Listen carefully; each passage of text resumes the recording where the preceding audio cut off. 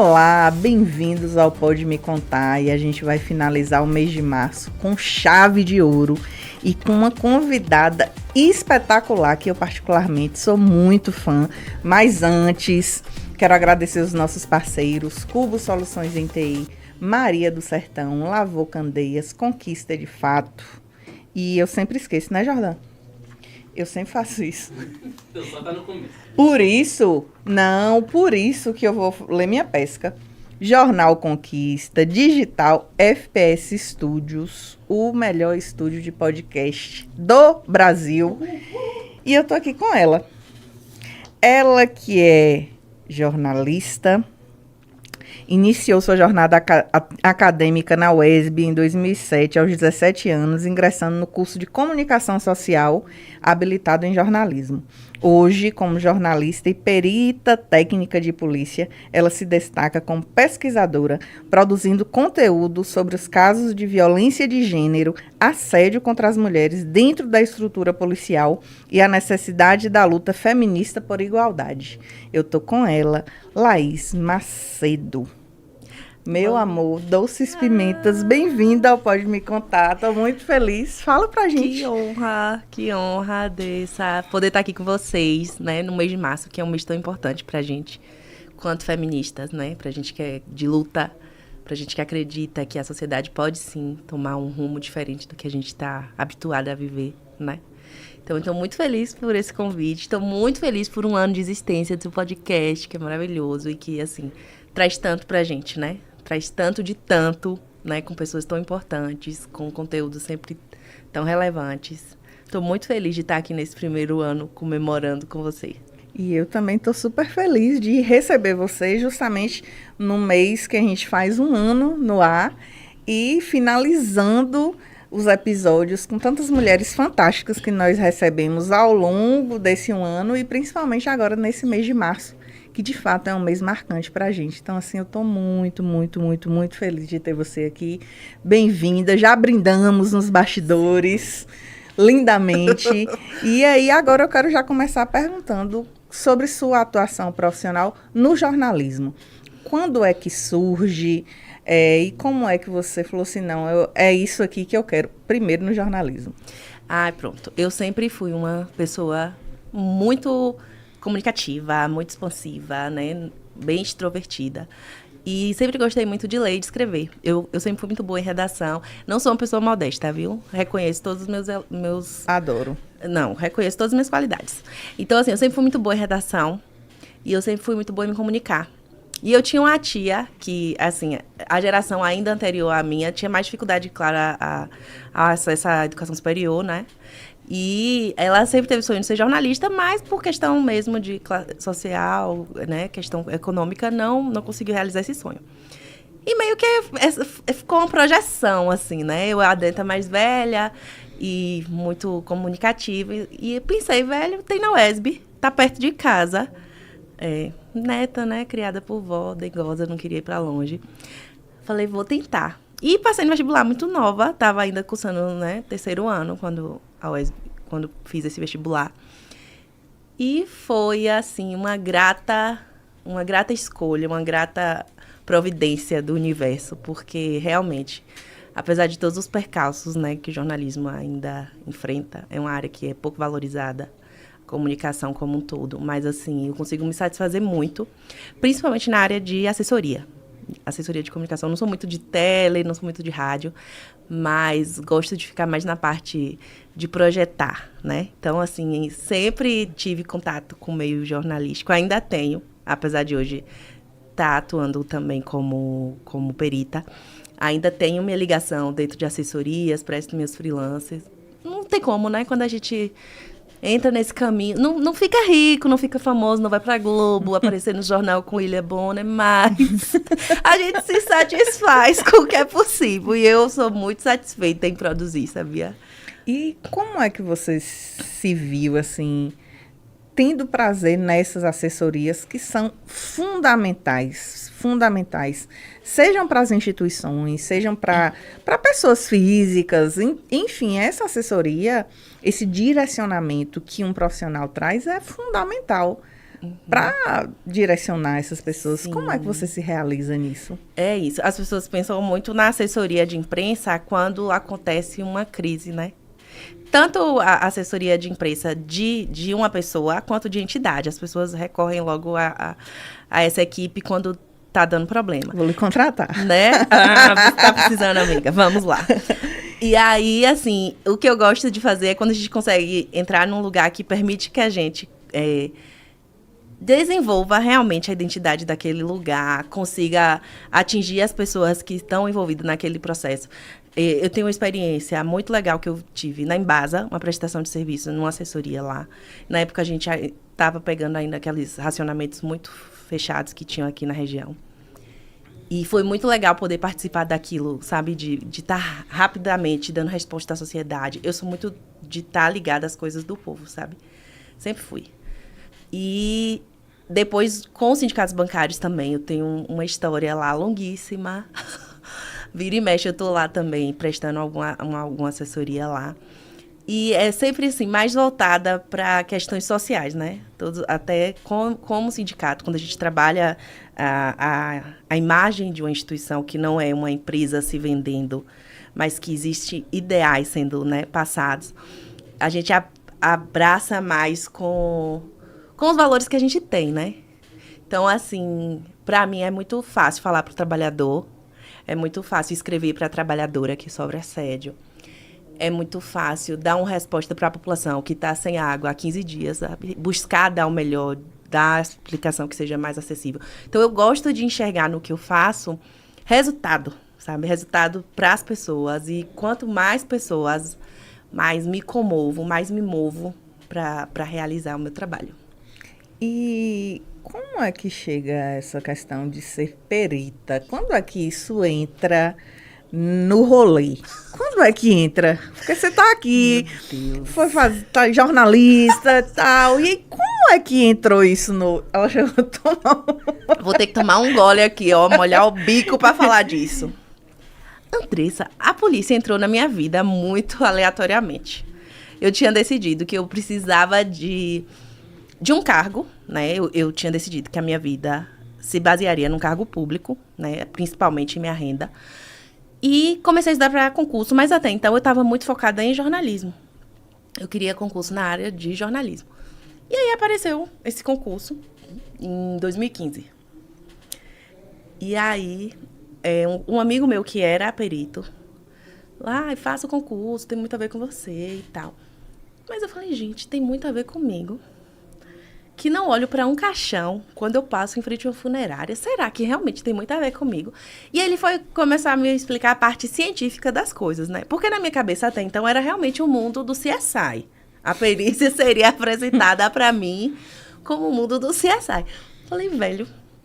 E aí a gente trocou alguma ideia sobre a parte científica das coisas e eu me interessei. Mas eu te juro, assim, agora não vai ser vaidade nenhuma mesmo. Eu não fiz dedicada a estudar, parar o que eu estava estudando para estudar, assim. Acho que eu destinei 2 meses do edital até a prova para esse concurso.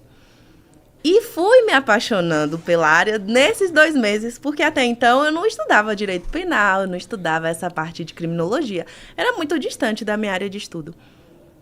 E aí, falei, velho, que massa. E fui fazer passei em todas as etapas e fui fazer o curso. No curso, assim, no início, dificuldade da gente, né, lidar a vida toda com textinho, computadorzinho, salinha.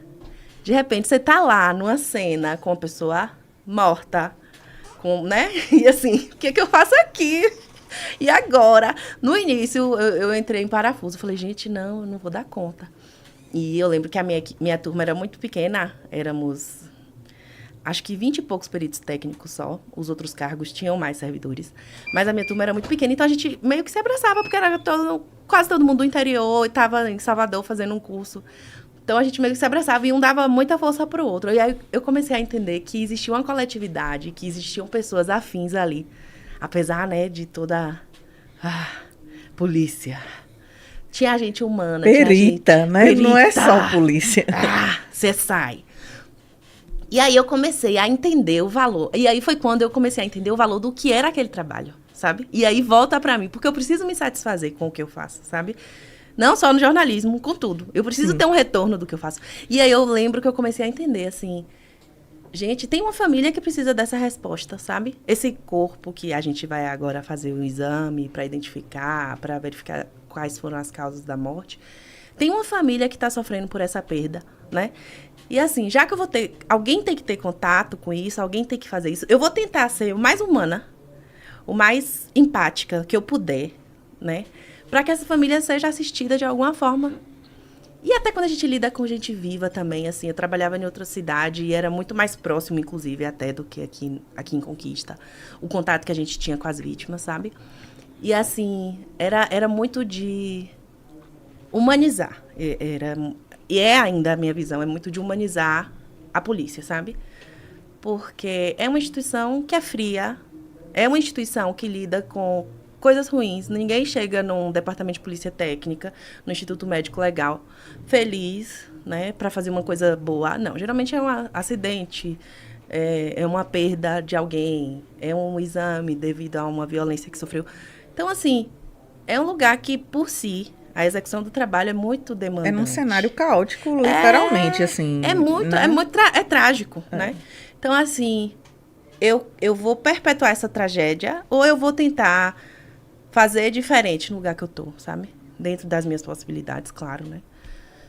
Mas eu entendi muito isso, assim, que eu quero estar para poder ser a exceção. E depois eu vou falar mais sobre isso, porque, assim, eu entendo que hoje todos os espaços precisam de exceções, né? Então, por favor, pode falar sobre isso. Depois não. Posso te contar? Pode me contar, por favor. O microfone é seu. Então, Dessa, eu tive um processo pessoal muito difícil no meu outro trabalho. E eu sofri uma violação, né, uma violência sexual por parte de uma pessoa que trabalhava comigo. E foi uma coisa que me desestabilizou totalmente. E eu precisei, já atuante, já militante feminista, já pesquisadora, já concluída minha especialização em criminologia, que, inclusive, meu trabalho de conclusão foi sobre revitimização de mulheres dentro dos espaços policiais. Eu precisei lidar, como vítima, com essa estrutura. E, assim, eu vi o quanto, realmente, as exceções são necessárias. Infelizmente, né, não é a regra a gente receber um acolhimento digno, né? Nesses espaços, não é regra. Então, é preciso que existam as exceções. Contei com o apoio de um delegado, né, lá da região, que foi uma pessoa fantástica no meu acolhimento. E olha que, assim, eu tinha a facilidade de ser policial, né, de estar registrando uma ocorrência como uma policial. Mas isso não facilitou meu processo, dentro da instituição que eu trabalho. Tive que ser afastada por questão de saúde, né? Desenvolvi transtornos psiquiátricos, adoecimento mental real. E ver que a justiça pouco agia, ou que a regra é realmente o comando ser feito por homens, né? Por homens machistas, que perpetuam essa construção de relação de poder a partir de gênero, a partir de raça, a partir de classe. Mas nesse caso específico foi a partir de gênero. E ver quanto é forte, né? O quanto é forte essa conludia, não, mas essa irmandade, né? Porque, assim, é muito... É um corporativismo literal, né? É muito mais... o olhar do judiciário é muito mais sensível ao réu não, né? Porque ainda não era. Mas é muito mais sensível ao acusado do que à vítima. As estruturas, fisicamente, são muito mais preparadas para receber o abusador, por exemplo. Por exemplo, quando você não tem uma estrutura física que te permita ficar afastada, né? E em várias delegacias é assim. Então, quando você precisa ser revitimizada por todo esse processo penal, né? Antes até de se tornar penal, quando é só um processo ainda policial, um inquérito, quando você ainda precisa ser revitimizada por não haver uma escuta devida, com acolhimento devido. E aí você enfrenta um sistema jurídico, um sistema penal que além de te trazer de volta, né, a tudo que você passou, te questiona por que você permitiu.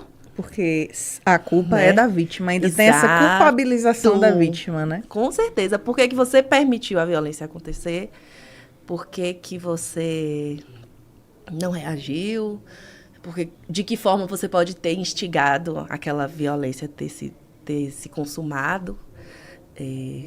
Ou então, quando usam, né, sempre aquela defesa de que os abusadores até então são ótimas pessoas.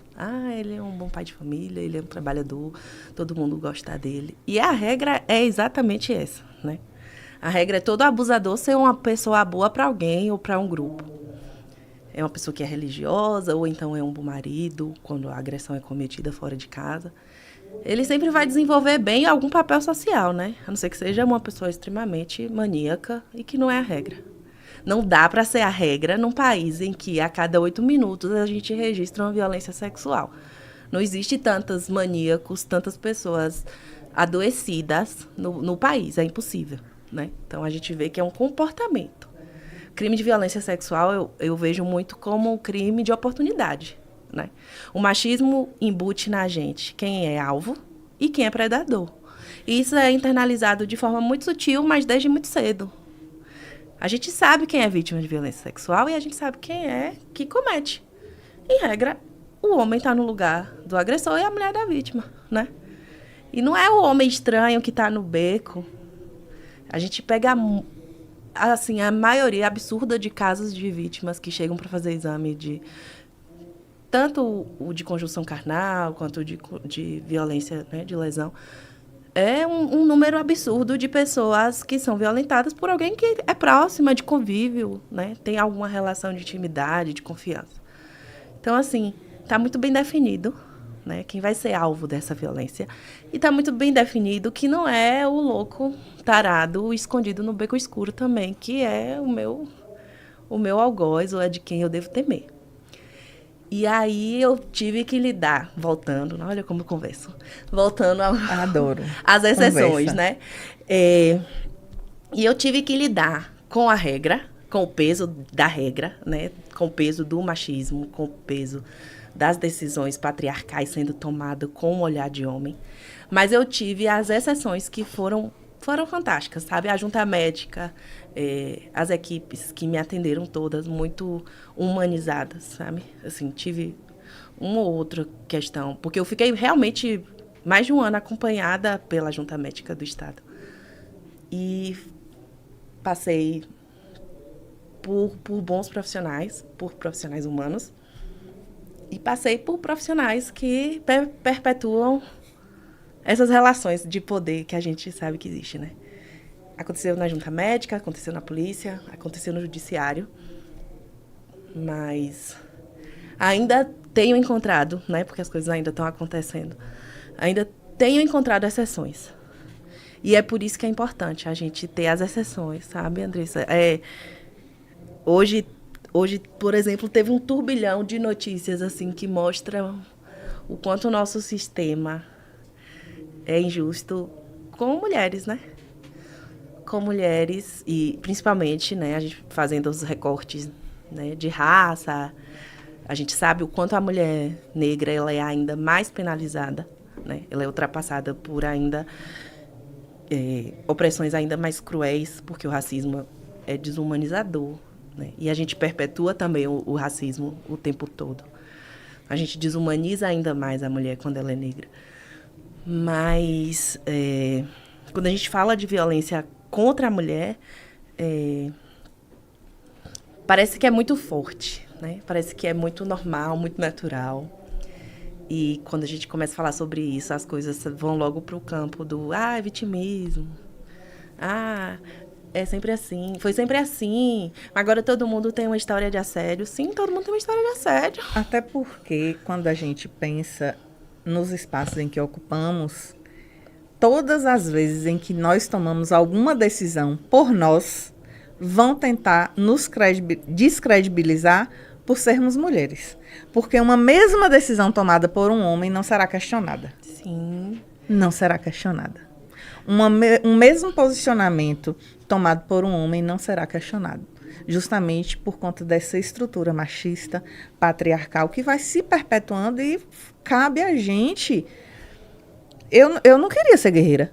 Você queria? Cansada, exausta. Cansa! Eu não sou super-heroína, e você exausta. também não. A gente queria só tomar uma cervejinha em paz. Tranquila, mas assim, o tempo inteiro tá o sistema dizendo pra gente que nós somos responsáveis pela escrotidão. É. Uhum. E a gente acaba assumindo esse papel de super-heroína. E fica muito evidente, gente. Eu não sou contra receber bombom no Dia das Mulheres, nem flores. Eu amo planta, minha casa é cheia de caqueiro. Mas tem assim, bombom. Ai, obrigada. É pelo Dia da Mulher? Não, é pra gente um amendoinzinho, um negocinho. Perfeita. Mas assim, a gente não tem... Não seria necessário, né? Essa data, o 8 de março, não teria sido necessário se a sociedade... E eu digo a sociedade, assim... Tanto oriental quanto ocidental, a gente não tem outro modelo reconhecido que não seja o patriarcado, assim. Não pelo menos nas grandes culturas, nas sociedades que a gente tem acesso. Então, assim, a gente está em tempo todo ou em combate, né? Porque o nosso corpo está sendo objetificado quando a gente sai. Então, a gente precisa estar sempre alerta, porque desde criança a gente aprende a sentar de perna fechada para que o outro não invada o nosso corpo. E isso também não é garantia de nada. Ou a gente está sempre nesse estado de alerta, para não se tornar uma vítima que visível. Provocou, e exato, que provocou também, exato, né? Porque a gente vai ser responsabilidade de qualquer jeito, né? Se duvidar, até bebês é capaz, né? Quando a gente vê uns casos aí, abjetos. O caso que um STJ, gente, pelo amor de Deus, uma instância superior do Tribunal Judiciário, declarou numa decisão lá que um casamento de uma menina... Uma relação de uma menina de 12 anos que engravidou de um homem de 20 anos. Era natural e que precisava ser considerada ali a vida do feto que ia gerar um núcleo familiar. Assim, a família daquela criança de 12 anos falhou com ela, né? E o Estado que deveria proteger. Jogar, exatamente. Quando a gente fala de aborto como saúde, como questão de saúde, é sobre isso, é sobre uma criança. É sobre isso também, né? Não é só sobre, mas é sobre isso também. É sobre uma criança sem assistência médica, sem assistência jurídica, sem assistência técnica, que vai precisar gerar uma outra vida. Uma criança realmente de 12 anos tem a maturidade de assumir uma família, de entrar nesse papel que o judiciário impôs a ela, sabe? E aí eu fico pensando, gente... Até a formação do corpo. É isso, é loucura, meu Deus, é o patriarcado vencendo, né, amiga? Mas estamos de resistências e vamos fazer o que a gente consegue. Né? Você tem a sensação de que toda vez que alguém quer descredibilizar uma mulher, vários homens, eles começam a se juntar como se fosse uma confraria mesmo, para atacar a honra, para atacar... Sim. De todas as formas, né? Seja imputando que por algum motivo você tem um caso com fulano, e assim, de todas as formas, e assim a gente vê em todos os espaços. Pelo menos essa é a sensação que grita em mim. Mas sim. E você tem essa sensação? Bastante. E assim, além de sensação, a gente tem estudos sociológicos, antropológicos que comprovam isso, sabe? A forma de manutenção do poder do patriarcado é principalmente pelo meio do descrédito à mulher. Então, a gente é apagada da história, né?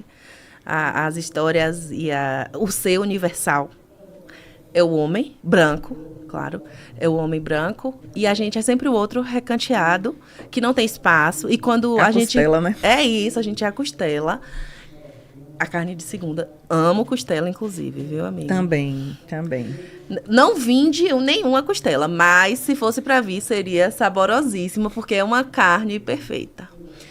Mas a gente percebe o seguinte, que há muita união no discurso. Homens se defendem sem nem se conhecer e mulheres se atacam sem nem se conhecer. Então, assim, essa é bem uma dinâmica que dá certo. A dinâmica do sucesso, né, gente? Não é à toa que olha a perpetuação, assim, o quanto é difícil a gente conseguir se articular coletivamente enquanto mulher, né? Você trouxe um ponto interessante, assim, que, de fato, quando uma mulher é atacada, não para falar, será que é isso mesmo? E chegar e perguntar, é isso mesmo? Não, já vai atacando e toma ali print de WhatsApp, toma ali coisa. E os homens não. Muitas vezes nem sabe quem é o outro coleguinha e já não é bem assim. Não, tem claro, que ver o que de fato aconteceu. A defesa prontíssima. Você colocou um ponto. E além da defesa pronta, existe assim uma questão com nós, mulheres, né? Uma questão contra nós, na verdade. Que é muito também, assim, as bandeiras, as trincheiras são bem organizadinhas. Aí o que acontece? Seja qual for o destaque, seja qual for o ataque, a primeira coisa que é questionada e se torna o mote, né, a questão central, geralmente é a liberdade sexual dessa mulher. A questão da briga pode não, da conversa, da fofoca, seja lá o que for, do ataque, pode não ter nada a ver com isso, sabe?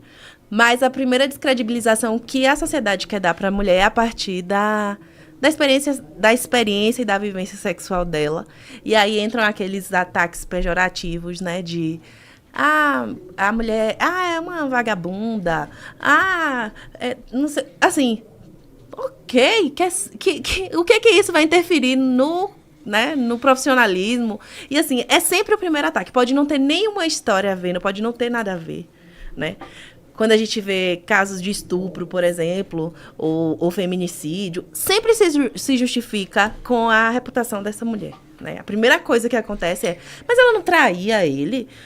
Mas ela não foi ela não que provocou, né? Não foi ela que estava dando em cima. Então, assim, é sempre ela.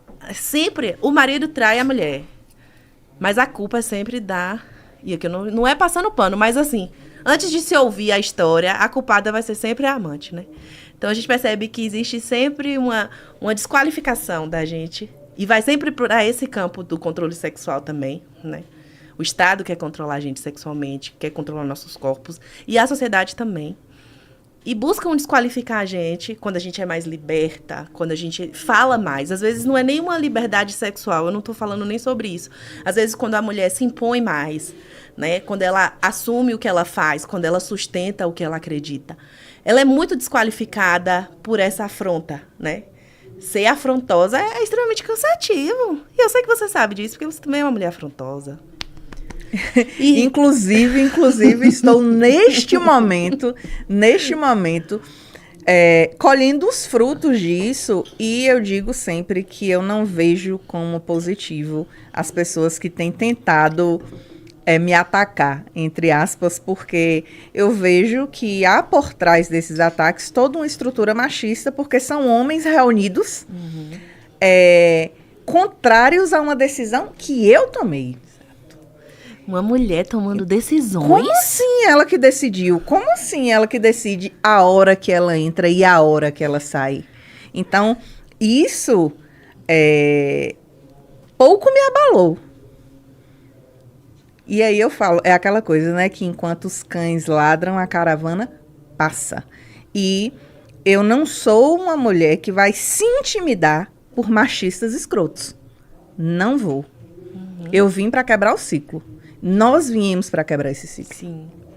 E assim, nós temos uma rede de apoio que, inclusive, formado por outras mulheres que estão justamente nessa contramão do sistema e desse machismo e dessa violência clara de gênero praticada por quem?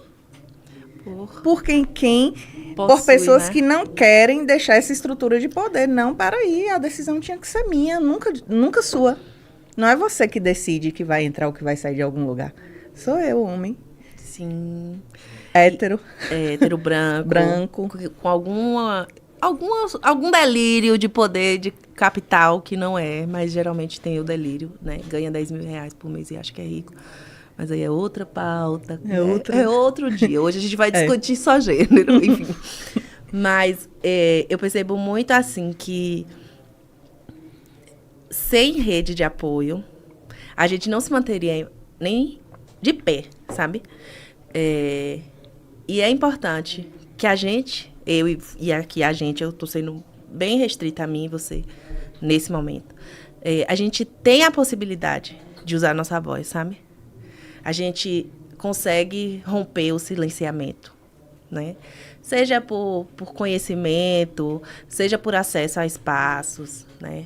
Seja por facilitação, enfim, por facilitação social, né? Por termos empregos que nos permitem, né, organizar outras coisas, por termos rotinas familiares que nos permitem a se dedicar a outras coisas. Eu sinto que a gente tem a obrigação, sabe, Andressa, de bater de frente. Porque Dona Maria, que trabalha 10 horas na casa da patroa e deixa os filhos numa creche meia boca, um turno, e a mais velha cuidando dos outros no restante do turno, muitas vezes não consegue parar para pensar sobre esses problemas de gênero que a gente tem discutido, e que as afetam diretamente. E que as afetam até mais, às vezes, né? Essa questão, por exemplo, a questão da creche, né? Que é uma pauta feminista e precisa ser urgente, e precisa ser discutida a todo momento, e precisa passar do ambiente da discussão para o ambiente da prática. Então, assim, a gente que tem essa permissão, né? A gente que tem essa mobilidade para agir, né? Não é ser salvadora, não, e de jeito nenhum eu quero assumir esse papel de mulher branca salvadora, não é isso. É de que, assim, se eu tenho condições de usar minha voz, eu preciso, sabe? Eu sinto que é necessário eu falar, eu sinto que é necessário eu usar o jornalismo e aliar com o meu conhecimento na área do direito penal, para informar, que seja uma informação no Instagram, por exemplo, a lei de distribuição, a lei de distribuição de absorvente, né? Agora pela farmácia popular. Então, assim, por que não usar um conhecimento meio jornalístico para massificar, divulgar? Gente, olha agora, a gente fez o L e conseguiu. Pode falar que a gente fez o L? Claro. Aqui? A gente fez... porque, né, às vezes pode ter alguma questão política. De jeito nenhum. Mas inclusive, alguns ataques que eu vim sofrendo é justamente por isso. Por fazer o L. Né? Por fazer, assim, aí as pessoas querem, inclusive, descredibilizar meu L. Não vão. Não. Deixa que não a gente vai brigar. Estrela aqui é vermelha. É vermelha. A gente briga acabou. internamente com o nosso L à parte. Mas, assim, por exemplo, esse projeto é fantástico. E isso já era uma coisa que era para ter existido desde sempre. A gente, enquanto mulher, cis, a gente não escolhe, né? As pessoas que menstruam não têm a opção de, esse mês eu vou fechar minhas pernas e não vou menstruar. Não existe isso, né? O que que existem pessoas que, em situação de vulnerabilidade, pegam folheto de mercado e usa como miolo de absorvente. Pão. Miolo de pão nas prisões, no sistema prisional, é terrível, né? Então, assim, a gente ouve relatos de pessoas muito próximas, de meninas que ficam sem ir para a escola. Gente, a gente está falando Brasil, 2024, e essa realidade é próxima a nós. E é interessante quando você traz isso, porque até a pandemia, eu nunca, e olha que eu sempre tive esse olhar pelo coletivo e tudo, eu nunca tinha parado para pensar sobre pobreza menstrual. Sim. E depois que houve essa comoção, que a gente vai tomar conhecimento e fala, meu Deus, eu preciso fazer alguma coisa, porque de fato existem, estatístico de que muitas meninas abandonam a escola por conta de que não tem um absorvente. Que pra gente, imagina o desconforto que é quando você esquece de colocar na bolsa. O medo, né, bicho? Aquela coisa, meu Deus, será? Agora imagine pessoas que não têm condição de comprar. E o quanto o poder público foi omisso há anos e décadas e, né? Foi omisso a isso. Agora, gente. A lei foi agora, do fim do ano passado, sabe? As farmácias populares estão distribuindo absorvente para quem não tem condições de comprar. Mas hoje todo mundo tem um celular. Você não vai botar o celular dentro da calcinha, certo? Você não vai. Então, precisamos de absorvente. É o que vai ficar lá na calcinha quando a gente menstrua.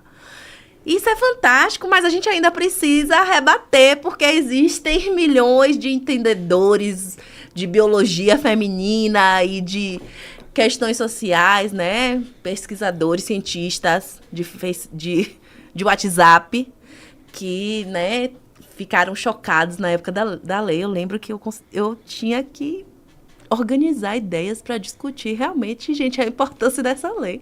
É meio tudo, quanto a gente para pensar o quanto realmente a mulher é o outro, sabe? E aí vem Simone de Beauvoir. A gente é o outro mesmo, sabe?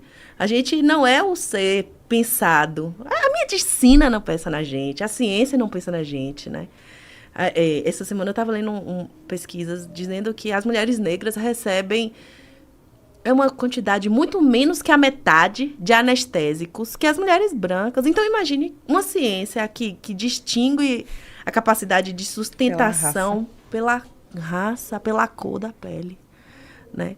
E, assim, o quanto, né, a falta de pesquisa, a falta de interesse, né, o quanto centralizar a nossa sociedade a partir de um único, né, dentro de um modelo eurocentrado, porque a gente sabe que tudo que é fora do eurocentrado é animalizado, né, a África, a Ásia, tudo que vem dos outros continentes são pintados como animais, como grotescos, como fora. Então, assim, imagine que tudo que está fora desse pequeno pedacinho é o estranho, né? Então, assim, o quanto que a gente deve estar passando por questões de saúde que são negligenciadas por não haver um olhar macro, um olhar coletivo.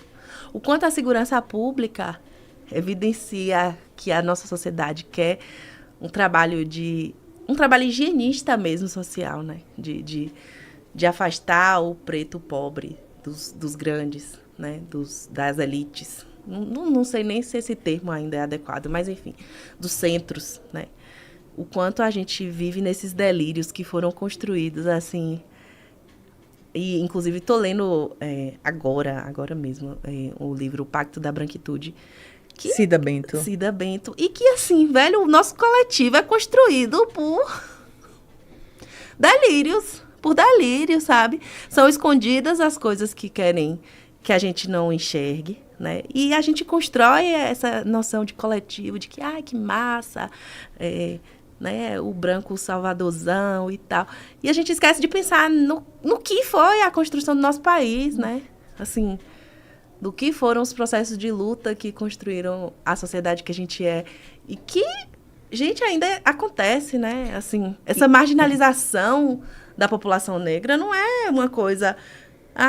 hoje eu acordei e decidi que o negro é feio. Não, tem interesses que vêm sendo sustentados por ideologias, né, fanáticas e a gente perpetua até sem notar o machismo, o racismo, né, e todas as outras opressões que, sim, gente, existem. Não é frescura. E hoje tudo é...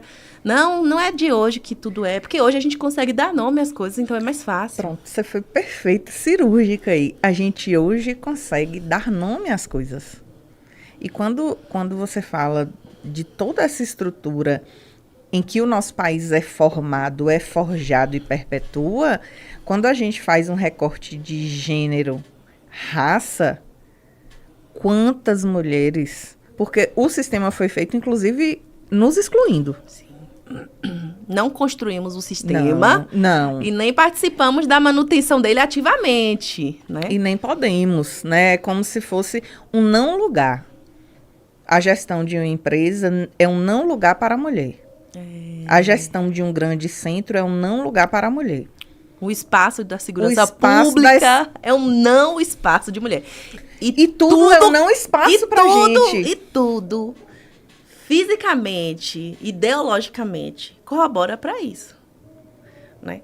As contratações dos cartões de visitas da empresa são pessoas bem apessoadas e isso ainda existe no inconsciente coletivo.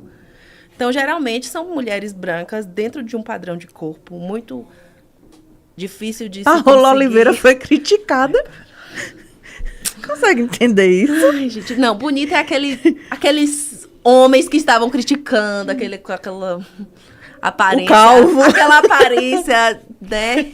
Pouco Nada bem. contra os calvos, mas... Aquela aparência pouco diagramada, né? Então, assim, a gente vai, né? Autoestima. Se tem uma coisa que eu invejo. Devia ser vendido pílula. Eu comprava. Autoestima delirante dos homens é algo que, amiga, eu vejo qualquer mulher acima da média sofrendo por homens que não lavam a cueca, sabe? É terrível a gente ver, assim, o quanto a gente espera tão pouco, sabe? E o quanto a gente aceita, velho. O que é isso, minha irmã? Que loucura, que construção é essa? Se fosse vendido em cápsula, eu comprava. Porque a autoestima é um negócio... É uma coisa que o patriarcado poderia agora ampliar para todos os seres humanos, a autoestima. Porque o tal do homem vive bem, viu, amiga? Vive bem consigo, tá lá, acabado, mal projetado, morando na casa dos pais com quase 40 anos, mas ali, ó, sou massa, todas me querem. Gente, isso é bonito, isso é amor próprio, beira talvez a um CID, talvez, a gente não pode também patologizar tudo, mas, enfim. Mas, brincadeiras à parte, assim, a gente não tem essa autoestima não, amiga. Desde muito cedo a gente aprende a ser vista como errada, né? A gente precisa do batom pra ficar bonita. Amo batom. A gente precisa do cabelo escovado ou de outro jeito. Qualquer coisa que a gente, né, não sei. Tudo que a gente é errado, a gente precisa desde muito cedo mudar a nossa aparência. Pintar a unha, passar maquiagem, qualquer coisa que, né, pra ser mais bonita. Para definir o nosso valor a isso, com a outra, né? Para definir o nosso valor nisso e entrar no mercado, né?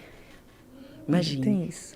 Pra Aí ir pra você vitrine, passa né? anos estudando, pesquisando, sendo uma pessoa legal, assistindo filmes, assistindo podcasts massas. E aí você começa a se subjugar, né? Você entra num sistema de competição de emprego, por exemplo, em que, né, um homem, muitas vezes até se apropriando de ideias de mulheres, e até com a aprovação de mulheres também. Porque existe essa... A mulher não se beneficia do machismo, né? Mas existem mulheres que têm... Que a alimentam. Que alimentam e que acham que, de alguma forma, vão se beneficiar com aquilo, né? Acho que, de alguma forma, competindo, botando uma mulher como rival, ou fomentando, né, sustentando fofoca, destruindo a reputação de outra, ou defendendo homens, né? Você vê a quantidade de mulher que se propõe a defender abusadores, né?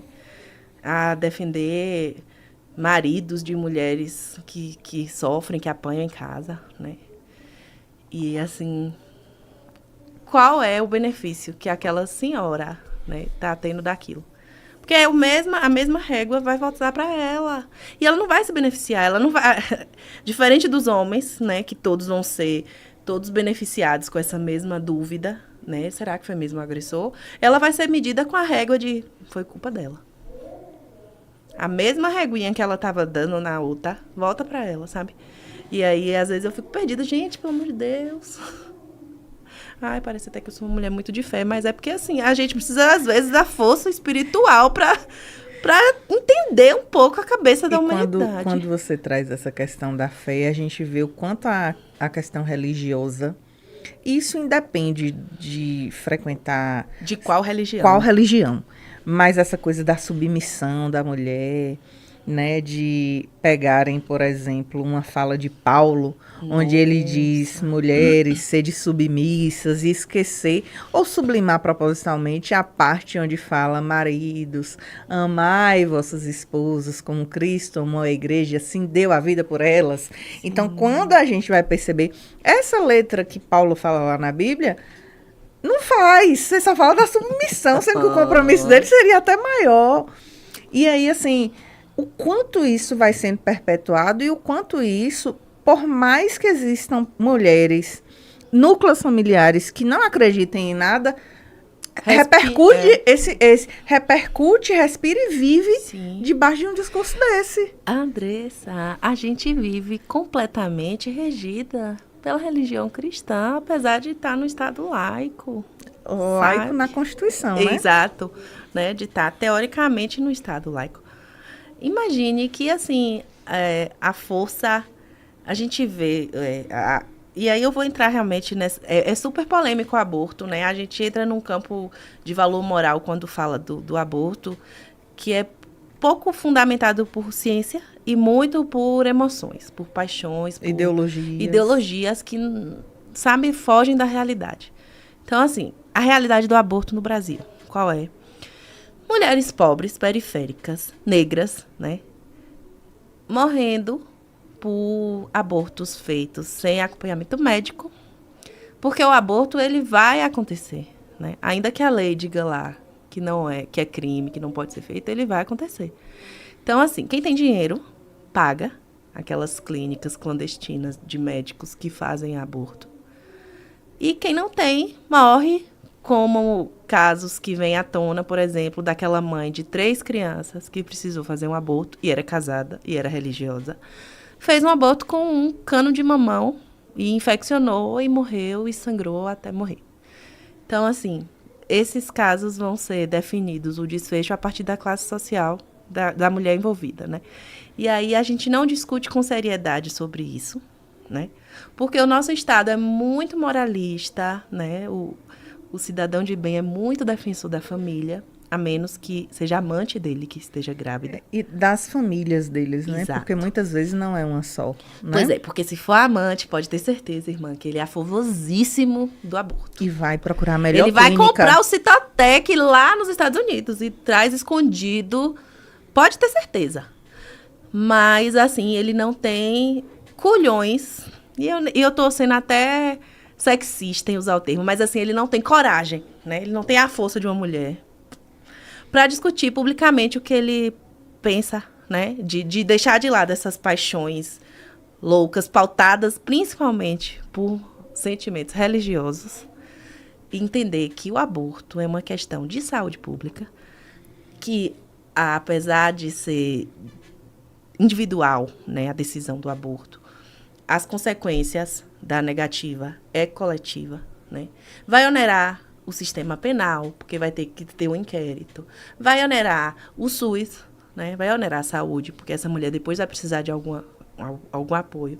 Que essa criança exista, porque até então, quando a gente fala de aborto, a gente está falando de um montinho de célula, né? Não é de uma vida. Então, assim, enquanto a gente não entrar no campo científico das coisas para discutir com seriedade, né?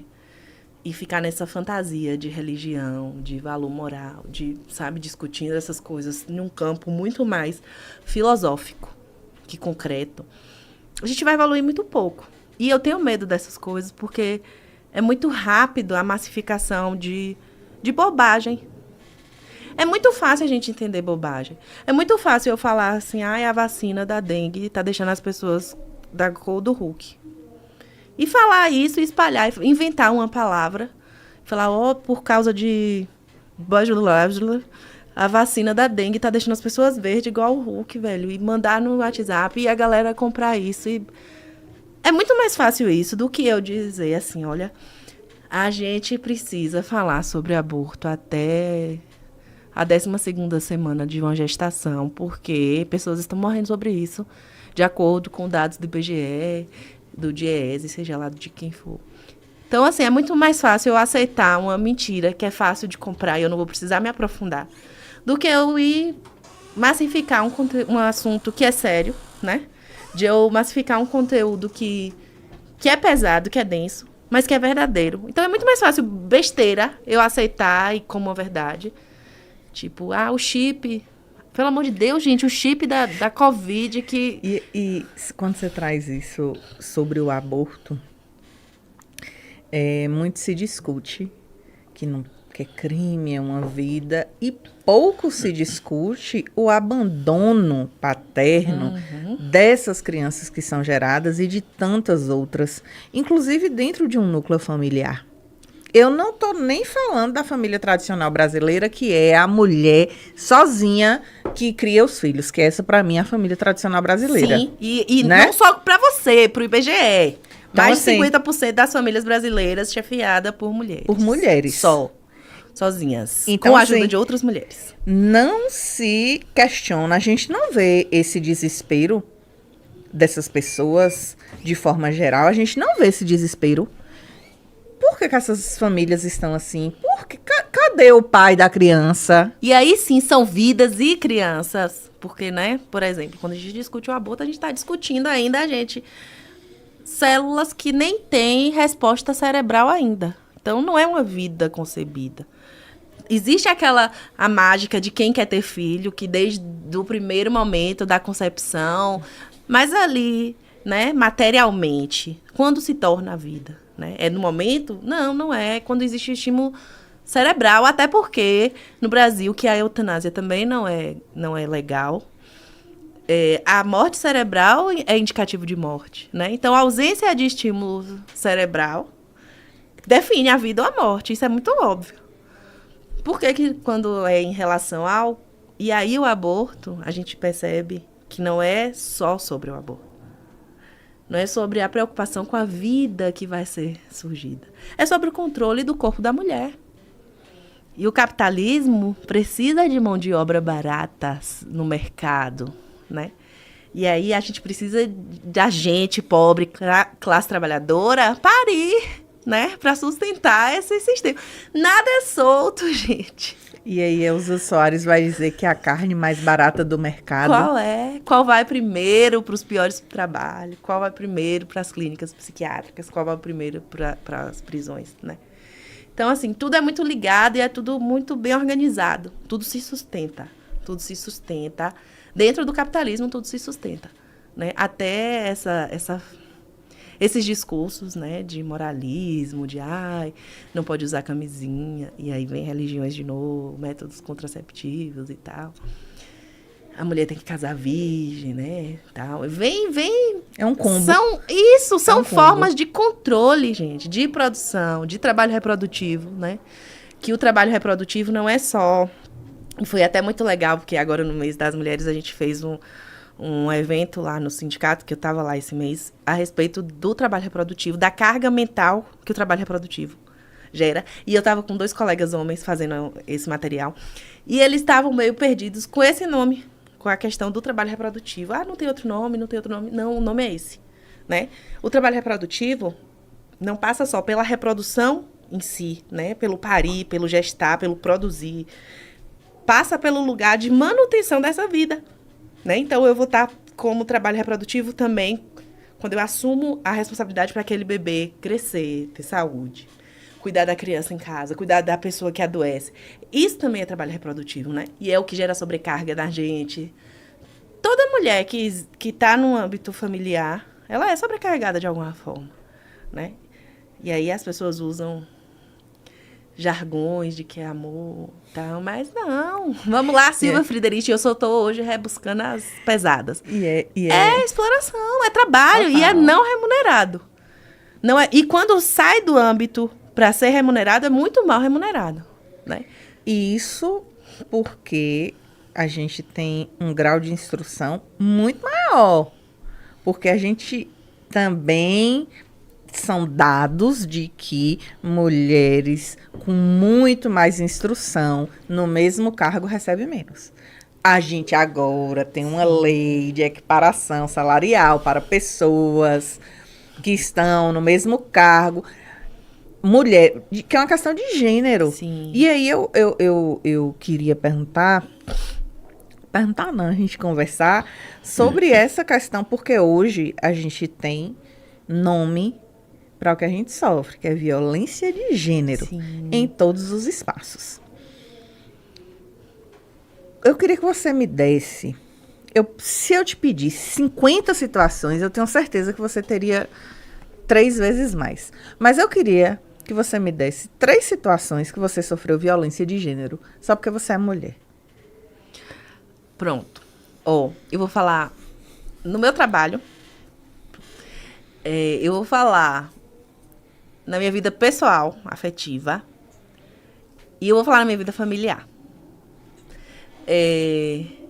No meu trabalho, obviamente, é um ambiente estruturado em cima de machismo, né?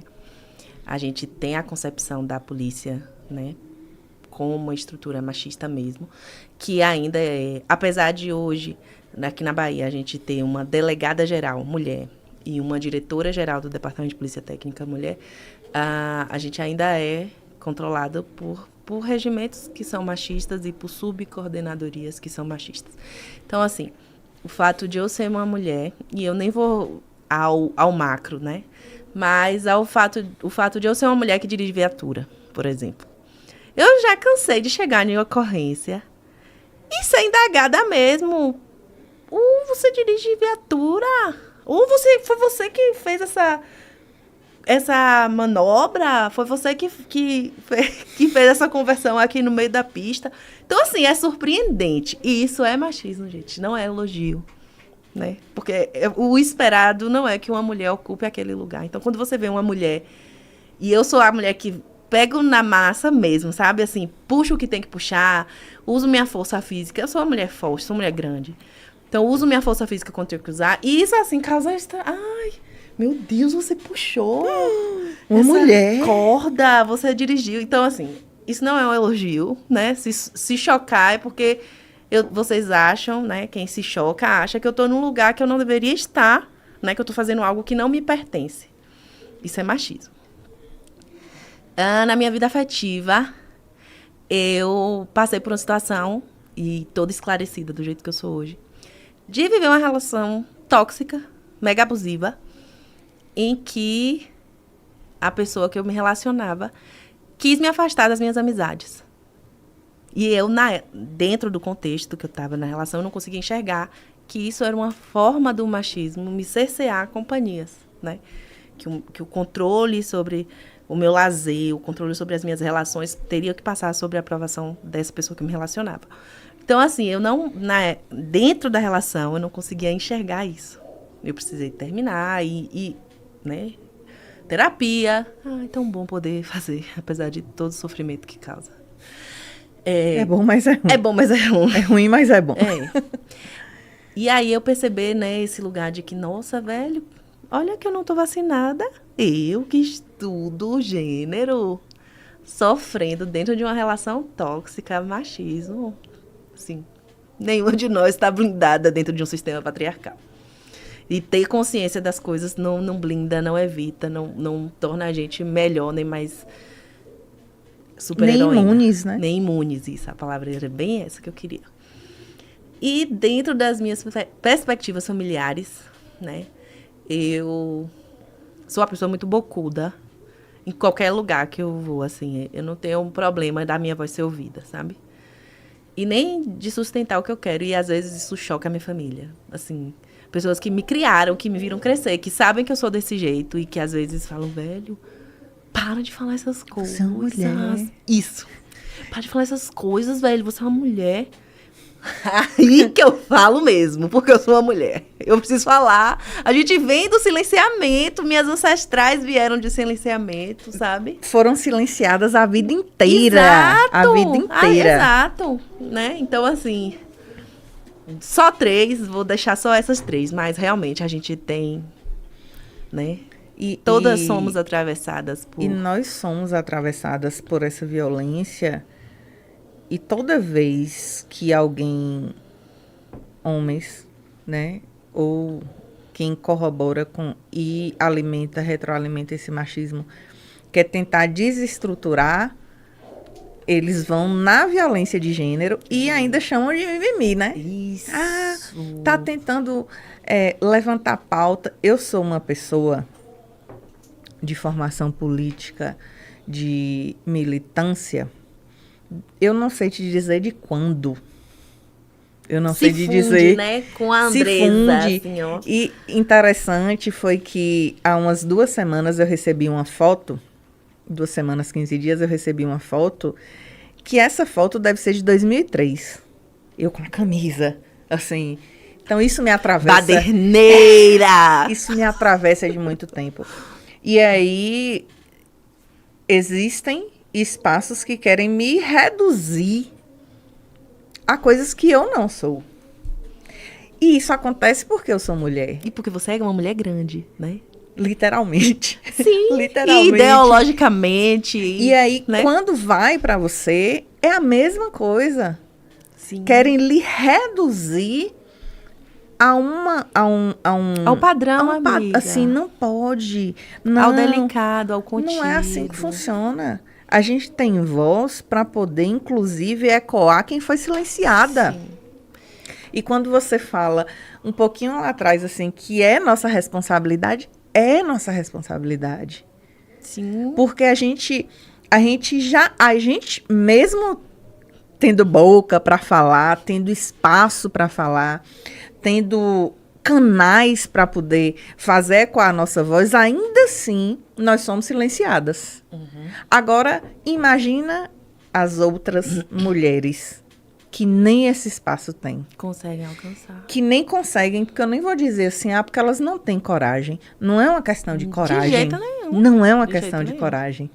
Então, assim, eu que tenho a possibilidade de usar a minha voz para dizer não sou isso, Não aceito. não isso. aceito ser reduzida sem o que é aquela coisa, a melhor pessoa para falar sobre você é você. Uhum. Então, se a gente tem a voz e os meios, é nossa obrigação. Sim. E não é como guerreira. Não, e nem Não. como Não, com nem como a mérito Tábua pra ser Salvadora, aplaudida, não. de jeito nenhum. É para dizer, não, aqui não. Sou eu. Vou quebrar o ciclo. E eu sou grande assim, viu? Vou quebrar o ciclo e assim, eu vejo muito essa nossa responsabilidade, e assim como você, eu também vou reduzir a nós duas esse diálogo, assim, é a nossa responsabilidade dar sim voz, dar sim espaço para que mulheres que não conseguem falar, falem através de nós. Sim. Sejam ouvidas de alguma forma, né? Sejam ouvidas, sejam acessadas de alguma forma. E aí que é importante a gente ouvir também, sabe? E o quanto é importante a gente ter esse espaço do clube da Luluzinha, né? Assim, de construir realmente, assim, desde de socialização infantil, a gente percebe que os meninos são muito mais estimulados ao coletivo, né? O futebol é um esporte coletivo. A menina vai pro balé, que é uma coisa individual e que ainda, né, é meio que competitivo entre elas, entre individuais, né? Então, assim, a gente percebe que a gente perde muito dessa construção coletiva dentro da nossa socialização. E é importante a gente resgatar isso, né? É importante a gente ser rede de apoio, porque às vezes eu posso estar em dúvida sobre o que eu vivi. Será que o que eu vivi foi realmente uma violência ou será que eu estou exagerando? Mas quando eu troco com uma outra mulher, e aí eu encaro, velho, eu tô numa sociedade que é violenta. E violentou a mim e violentou a minha amiga. Ou a desconhecida, que eu nunca tinha visto, mas que tá ali me contando que ela foi atravessada pela mesma dor que eu senti.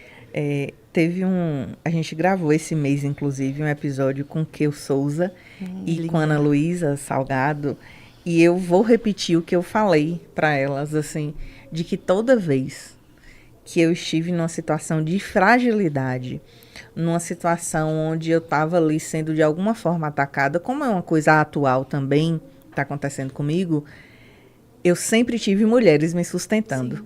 Não foi diferente antes, não é diferente agora. Porque nós entendemos o que a gente passa. A gente entende que determinados ataques só são direcionados a nós porque nós somos mulheres. Porque nós somos mulheres atuando em espaços onde predominantemente quem entende são os homens. E assim, seja na minha formação enquanto contadora, embora eu não esteja atuando enquanto contadora, faço só consultoria, viu, gente? Vendeu peixe. Mas assim, quando a gente pensa em um espaço da contabilidade, quando a gente pensa em um espaço do jornalismo, quando a gente pensa na polícia civil, a gente está falando de espaços que foram projetados para homens, projetados por homens, e que nós, aquele não lugar, e que toda vez que a gente teve alguma dificuldade mesmo, foi essa rede de apoio, seja no núcleo familiar, seja na família que a gente constitui a partir dos nossos amigos, né?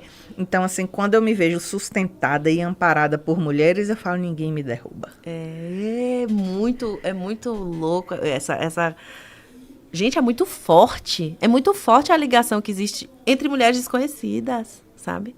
É muito forte o que a gente pode construir a partir dessa consciência de que a gente é um todo, né?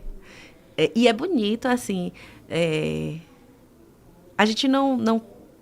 Infelizmente, né? A gente tem que passar... A gente passa... Não é que a gente tem, mas a gente, infelizmente, passa o tempo todo por situações muito pesadas, né? Seja por aquele... Como eu falei antes, seja pelo alerta de estar o tempo todo querendo se livrar, né, de algum ataque, de ser vítima fisicamente, psicologicamente de alguma violência de gênero.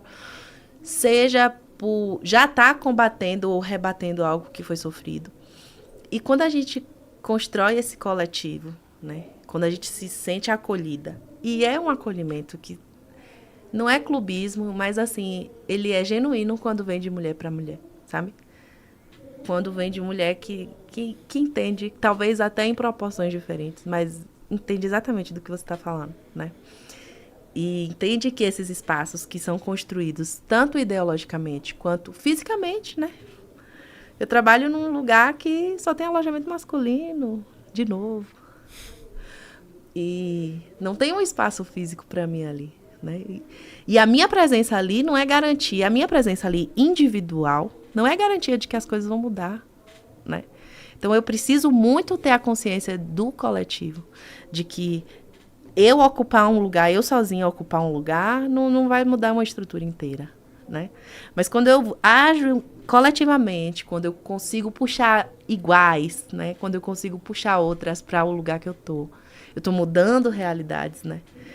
Aí sim eu tô fazendo a diferença. Eu não posso também entrar nesse discurso louco da meritocracia, né? Do empoderamento individual de cada um. Eu morro quando o empoderamento é usar o batom vermelho, que não sai nunca. Batom vermelho. Não é só isso, gente. Usa o batom choque. Porque o batom rosa que te caiu super bem. E o vermelho que me cai super bem. Ah, amiga, a gente é bonita, né? A gente precisa falar sobre isso. Então, assim, a gente não é só bonita, mas a gente é bonita. E Por aí... favor, né? Por favor. Com licença. E aí nem é o principal da gente. Não é mas é só um detail. E aí, quando a gente para pensar assim, velho, ser empoderada não é ser individualmente. Não é individualmente alcançar um lugar. Mas ser empoderada é ter condição de ver que há espaço dentro de um espaço que não é meu, para outras como eu tá ocupando. Velho, isso é muito... Isso que é o empoderamento, isso que é a força, sabe? Isso que é... E esses conceitos que são perdidos pela banalização do capital e tal, tipo empoderamento, sororidade, mas que quando a gente pensa coletivamente sobre essas coisas, é muito bonita, é muito forte, sabe? A gente é mulher forte, a gente é retada, a gente fala e tal, mas a gente também não, a gente é ser humano. Inclusive é essa a ideia, né, das lutas feministas, é que a gente consiga alcançar acesso a direitos e a espaços que nos reconheçam como seres humanos integrais. Então, assim... Quando a gente se vê como um ser humano, a gente vai saber que a gente é a mulher forte, a mulher retada, mas a gente vai saber também que a gente é a mulher fraca, que vai ter suas vulnerabilidades, que vai ter a merda da TPM pelo menos uma vez no mês pra te deixar louca, mas isso não quer dizer que ela vai reduzir sua capacidade cognitiva, viu? Ela só vai te deixar... E vai deixar, é real. Mas eu acho muito massa e, assim, é uma coisa...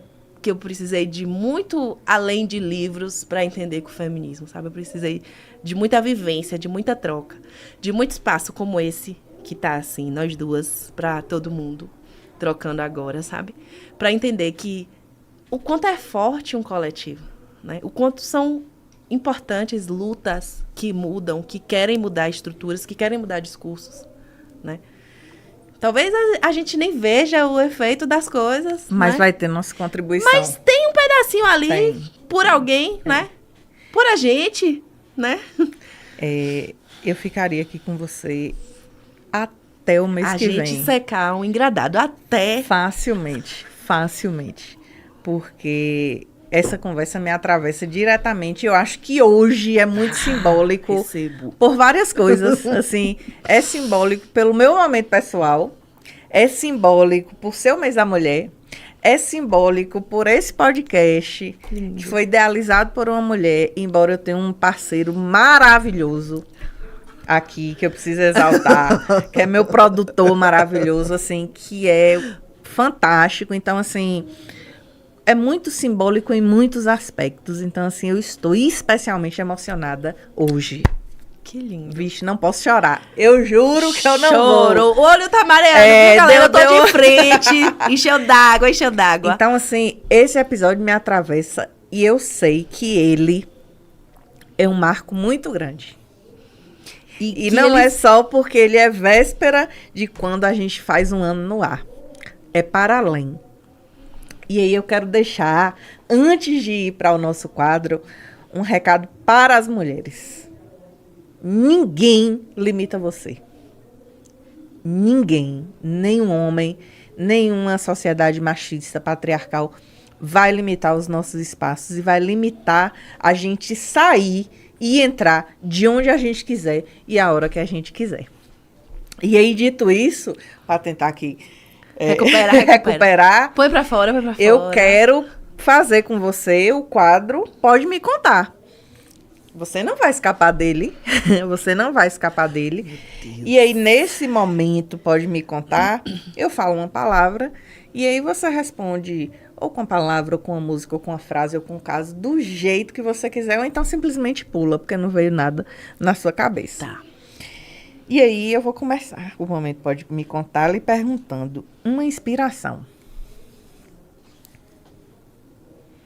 Eu sou meu próprio lar.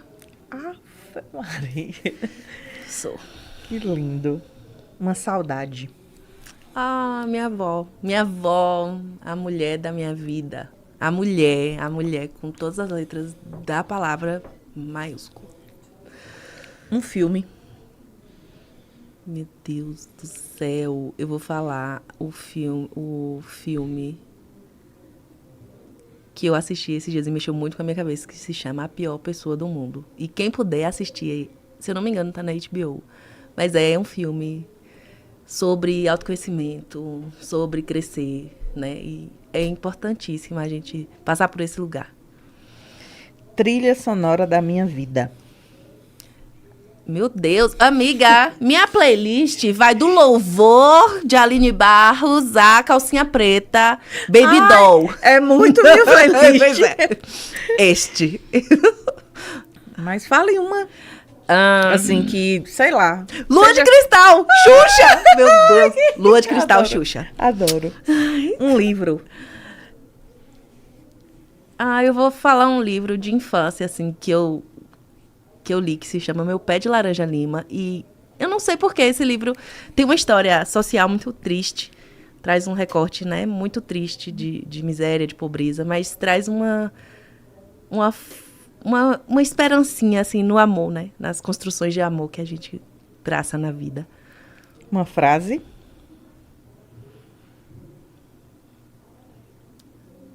Aquilo que eles chamam de amor, eu chamo de trabalho não remunerado. Tô militantíssima. Perfeita. Silva Frederici. E aí eu vou lembrar a sobrinha de uma amiga minha que fala assim, perfeita. Um legado. Deus. Eu acho que esse despertar do coletivo, eu espero que isso fique, né? Por quem tá perto de mim. Que isso desejo para o futuro. Ultimamente eu tô uma mulher com muito poucos sonhos. Tô muito mais de práticas em mão na massa agora, mas sem cair nos clichês, eu tenho muita esperança, assim, de que o espaço, principalmente policial até, antes do jurídico, né? E eu penso como uma coisa concreta mesmo, assim, que seja um lugar de acolhimento, sabe? Que a segurança pública da gente seja realmente pública, né? E que entenda as demandas de cada grupo. Que a gente viva isso. Eu quero viver para entender, para ver que existe realmente uma segurança pública voltada para cada grupo, coletivamente. É a última. É até perigoso para mim agora, porque eu tô diante de uma jornalista. É o momento que eu falo, agora você pode me fazer uma pergunta. E aí eu não sei se eu levanto e saio. Tchan, tchan, tchan, tchan. Aí Jordan assume aqui. Ou... Atenção. É o momento que você pode fazer uma pergunta para mim. Atenção. Se vira. Andresa. Eu te sinto, né? Então eu vou fazer a primeira introdução e vai chegar na pergunta. Eu vou ser rápida. Eu te sinto como uma mulher muito grande e que não tem medo de mostrar o que é e nem de dividir o espaço que você alcança. E isso fica muito evidente, né? Com a sua dinâmica de assumir um podcast que você convida outras pessoas para ouvir, né? Você ouve outras pessoas. E eu percebi, inclusive, comigo, que eu falei muito mais do que você. E, assim, como é que você... Não é se definir, mas como você se conta, né? Como você se conta, além dessa mulher que eu tô enxergando e que eu percebo? Eu acho não. Eu venho de um lugar onde eu sempre fui ouvida. E eu aprendi na minha casa a conversa, o diálogo. E eu acho muito rico quando a gente senta para uma troca. Quando a gente senta para um espaço de escuta onde o assunto pode ser a gente, o assunto pode ser você. Nem sempre é sobre mim, nem sempre é sobre a minha perspectiva. Na maioria das vezes não é sobre nós. Na maioria das vezes, até a forma como o outro se manifesta é sobre ele, não sobre mim. E aí, quando a gente chega nesse 1 ano, e aí eu vou fazer uma relação direta com o Pode Me Contar, de que foram mais de 50 convidados.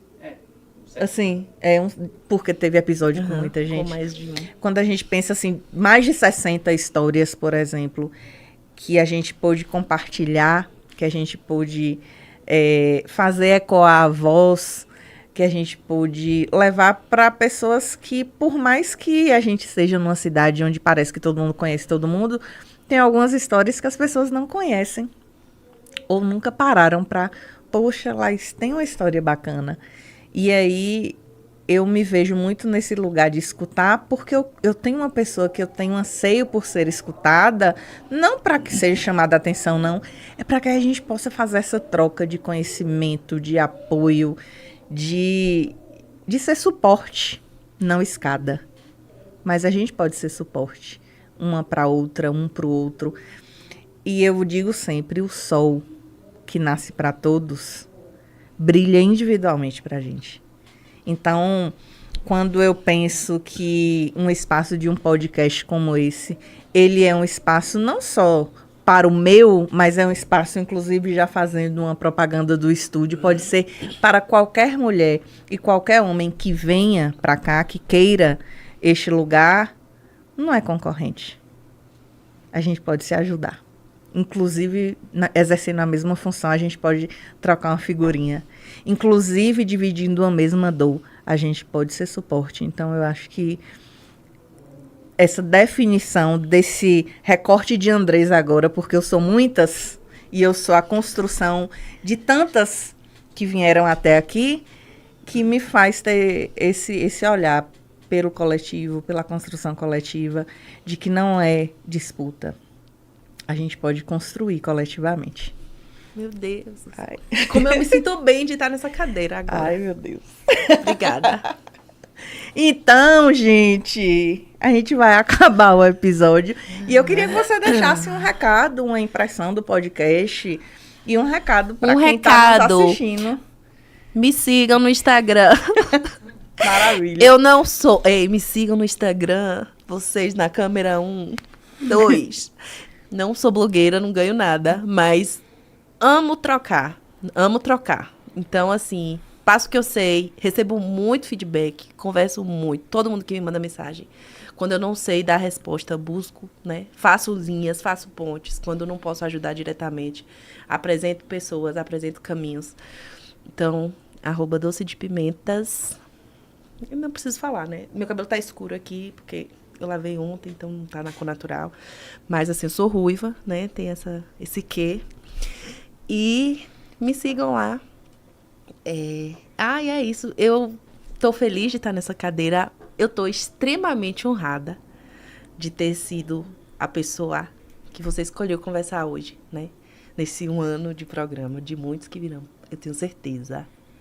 Porque ideias... Amém, axé. Axé, amém. Ideias que constroem, né? Que edificam.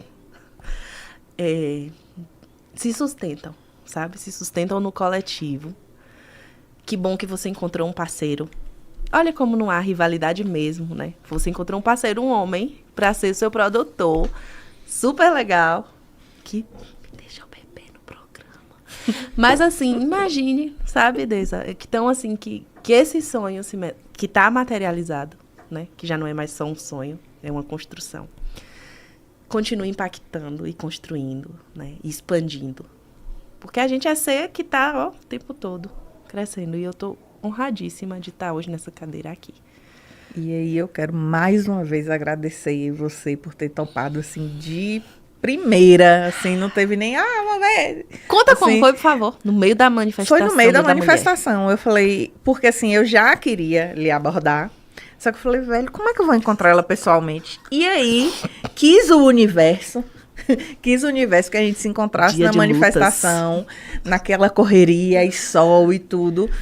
E aí, assim, tô muito agradecida de ter sido você, de ter sido este assunto, de ter contado essa história hoje em uma noite que para mim é muito especial, é muito simbólica em vários aspectos. E eu quero agradecer muito e aproveitar para pedir você que ainda não se inscreveu no nosso canal, se inscreva no canal, ativa o sininho. E além de agradecer a presença maravilhosa de Laís, eu quero também agradecer os nossos parceiros, Cubo Soluções em TI, Lavô Candeias, Maria do Sertão, Bem Que Quero, Conquista de Fato, Jornal Conquista e Digital FPS Studios, o melhor estúdio do Brasil, que torna isso possível, que faz a gente ir pro ar. E agradecer a cada pessoa que nos acompanha ao longo desses 45 programas. Assim, foram 45 quartas-feiras em que a gente entrou na tela do seu celular, no computador, na TV, seja na quarta-feira, seja em outros dias, e a gente fica muito feliz de ter você com a gente e continue com a gente, vem muito mais por aí, a gente está com muita novidade chegando e obrigada, até a próxima quarta-feira.